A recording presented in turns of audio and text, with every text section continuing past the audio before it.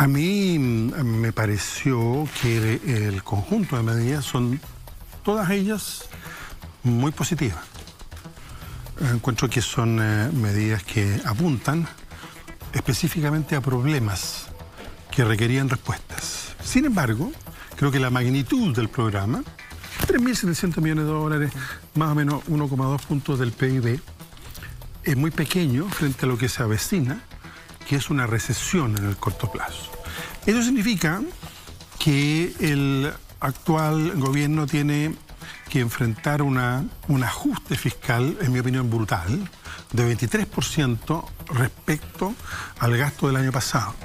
Un ajuste fiscal es cuando se rebaja, cuando se disminuye el gasto público. Esto a veces es necesario, por supuesto, pero de esa magnitud yo no conozco en ninguna parte del mundo hoy que se tenga un ajuste fiscal de esa magnitud. Y por tanto, las medidas que el ministro Mario Marcel ha anunciado se quedan demasiado cortas para revertir una rebaja que en mi opinión es absolutamente excesiva y que se suma a un aumento impresionante de las tasas de interés. En Chile tenemos tasas de interés de 7%, en Estados Unidos entre 0,25 y 0,50, y en la Unión Europea más bajas todavía. Gonzalo. El diferencial de tasas es insólito. Entonces vamos directo a una recesión.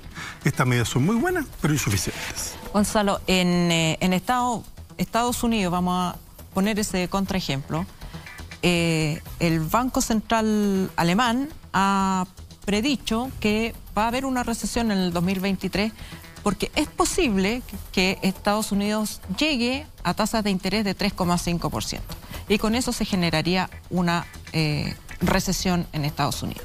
En Chile se aplicó una tasa del 7% y algunos dicen que todavía podría subir más.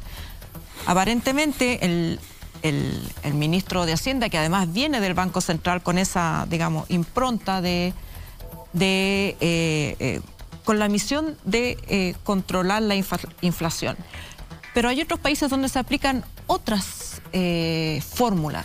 Volviendo a Estados Unidos, el caso de Estados Unidos sigue inyectando ayudas por el tema de la pandemia, porque se ve que el crecimiento no está, aunque hay inflación, hay razones externas, el problema de los retrasos en las entregas de productos por la causa de la pandemia, la guerra, en fin. Pero no es porque el país esté sobrecalentado, todavía hay mucho desempleo y por lo tanto se mantienen las ayudas y Biden escucha a quienes le dicen suba la tasa, suba, pero la economía parece que están aplicando otras políticas distintas a la política chilena. ¿Qué va a pasar en Chile? Esto a mí, no sé, mirándola muy neófitamente, me parece que esto podría ser como una política de shock, que este 7% de interés, porque además no sé en qué país vive la gente que toma estas decisiones, porque yo he escuchado a muchos economistas decir, no, porque esto es para incentivar a la gente que ahorre en vez de que invierta o consuma. En Chile, ¿quién ahorra? Todas las personas, la mayoría de las personas están sobreendeudadas y esta tasa de interés va a subir todavía el precio de los créditos que se usan para comer, para pagar colegios, para vestirse. O sea, se usan para llegar a fin de mes, porque además en un país donde no hay protección social, todo se paga y por lo tanto suben los precios de las cosas. A mí me da la impresión de que la tasa de interés va a contribuir en ese sentido a la inflación, a que a la gente le cuesten más las cosas y menos alcance el dinero. Entonces, ¿qué sentido tiene o qué lógica tienen estas políticas? Yo no le encuentro ninguna, lo he dicho, lo he escrito, se lo reitero. Pero déjeme hacerle una pequeña reflexión. Yo participé en el presidente Elwin, fui el secretario más joven de la época, alguna vez uno fue joven.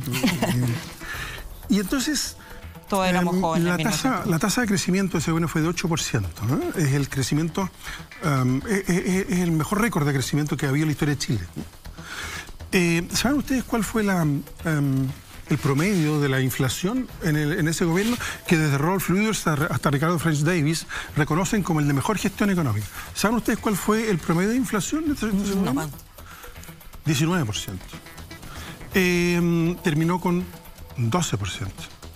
Se le ocurrió a alguien, porque había una inflación el doble de la actual en Chile, el doble de la actual en Chile, ¿provocar una recesión? No.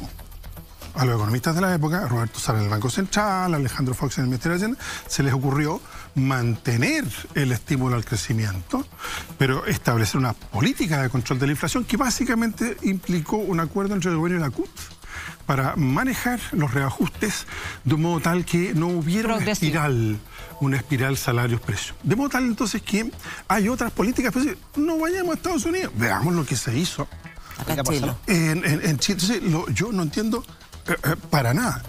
Salvo que hay una razón política detrás, que es la eso le iba a preguntar. Hablemos la cuestión en concreto. No le encuentro sentido.